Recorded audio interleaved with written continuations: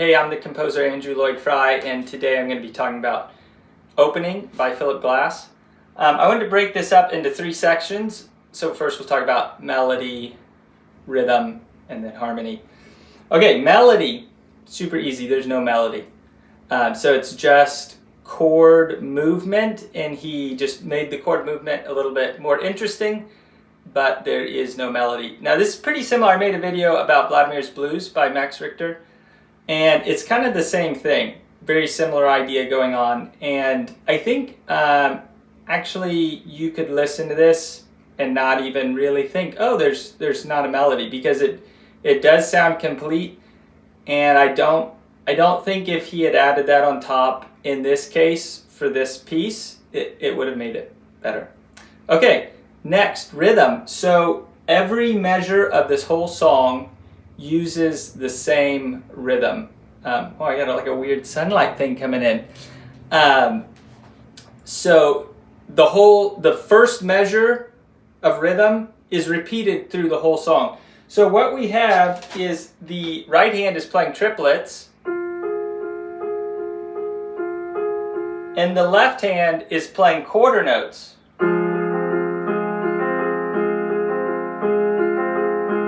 So it's like a 3/2 thing. Now, I think it's helpful just to hear that by itself. So I'm just going to play just single notes.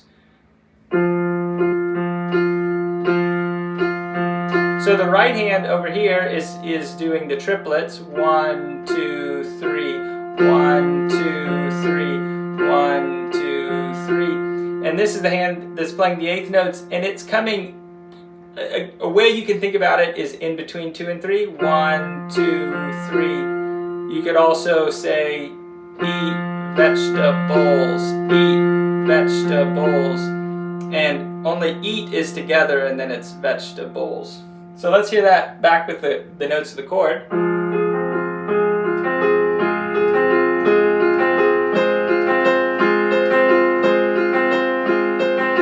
So that gives it this very bubbly,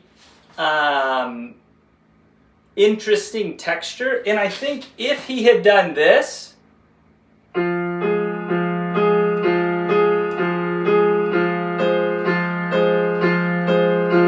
that's just 8th notes, this piece would not be successful. Let's see. Anyways, I'll just ignore the sunbeam. It's special. Okay, so that covers the rhythm. So that rhythm happens the whole time. It's completely unified rhythmically. Okay, now our chords in section 1, we're on F minor, and we do that for 2 measures. And then we go to C minor, and then we go to this really weird chord, which is this. Now, I would call this a G minor chord with an A flat and C added. So that would be like the 9th and the 11th. It's ambiguous enough you could analyze it different ways. Now, I'm surprised when I was analyzing this that this was the chord, because this has a G and an A flat, which is the minor 9th. And for me, that is like one of the main intervals to avoid, that minor 9th. Now, the reason I think it works in this context is it's like broken up. Let me see. And because it's moving, and I think it works better than just if it was doing this.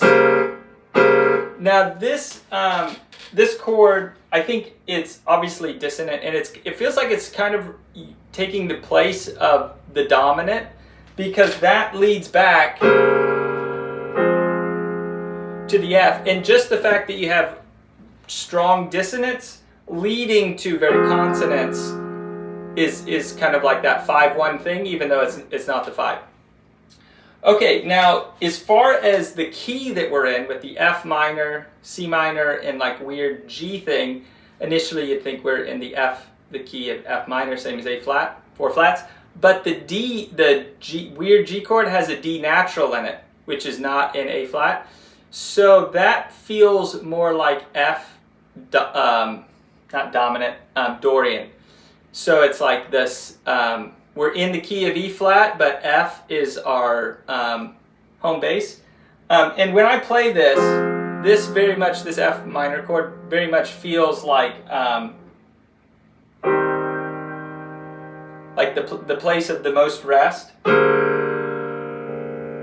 And then we go back to this, and that feels very much like we're back to home.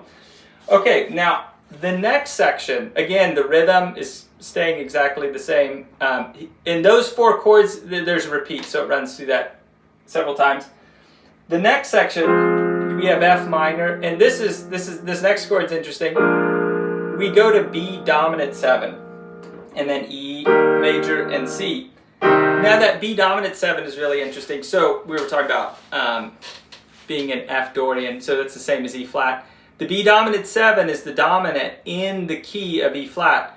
So typically when you're in modal harmony, you do not play the dominant chord, because whether this is the science of the sound itself or just our cultural musical programming, when we hear this, we're thinking E flat major. So it feels like this next section is kind of pulling us a little bit into E flat, and it's a subtle change from F Dorian to E flat. So let's just hear those chords.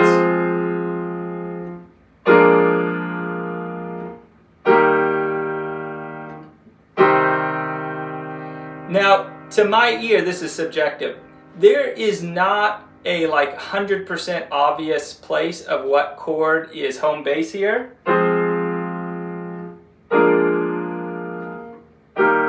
So there's the E flat, which is kind of home bass. But it doesn't sound as home bassy as it could. It almost sounds like a secondary dominant. So I think that's one of the things that makes this successful and interesting is that ambiguousness. And we're being ambiguous between F Dorian and E flat major, which they're so closely related. Okay, so that's section 2. That repeats for a while. Now section 3, our first chord is B flat. And then it goes to B flat dominant 7, and then A flat, and then A flat with an added B. So again, this kind of keeps us a little bit in that weird, ambiguous place. So because there is that dominant 7 is not going to E. You'd expect the B flat dominant 7 to go to E, but it just kind of hangs there. And even this B flat is the first time we're starting one of our cycles or one of our sections with a major chord. So when you hit that, it feels like this very bright, it's like a powerful moment, just because we've been more in minor zone, and then we hit this, and all of a sudden it's this brightening, but then it goes to the dominant. So it's like, okay, well that wasn't like our tonal center. And then with the B flat in there. Okay, so what's interesting about this last section, so we have B flat dominant 7, A flat major, and then A flat with an added B. So we're playing the B flat chord, and then we add an A flat note to turn it to the dominant 7. Then we go to the A flat chord and we add the B. So it feels like these chords are in this kind of interesting relationship where it's like B flat, and then I'm going to take the note from over here and put it in there, and then I'm going to play the A flat chord and take the note from over here and put it in that one.